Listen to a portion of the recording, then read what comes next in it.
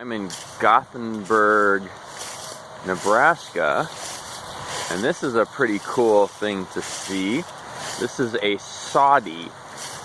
This is a replica of the sod houses that they used to live in here because there weren't many trees to build things out of, and there weren't any other resources to build a house out of. So they would cut the sod, they would cut the roots of the grass into blocks and stack them up and build with them. And then they would take what boards they could afford to have shipped in, and they would put sod on top of those too and use that for a roof.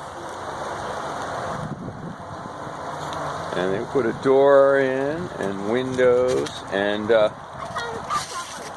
you can see, there's very thick walls here. Unfortunately, this little museum appears to have fallen on hard times, so it is completely closed. But this is such a fun example. Now,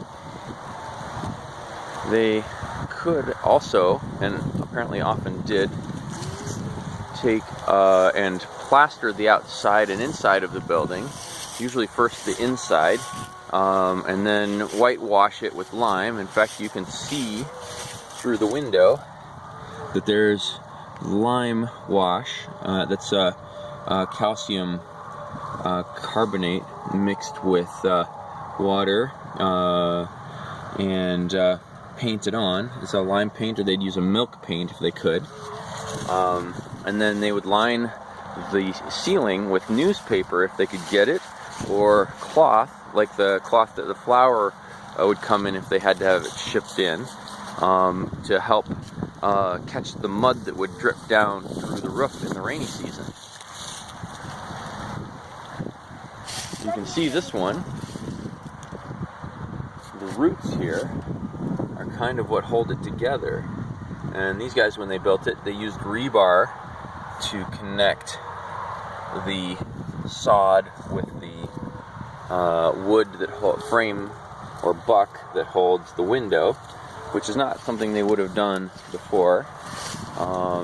And it's sagging a bit. It looks like it's had some neglect. And they would have a rain barrel there. But this whole building, as much as possible, was made from local materials. Oh, you see it's starting to sag over here, so they've had to put up some posts.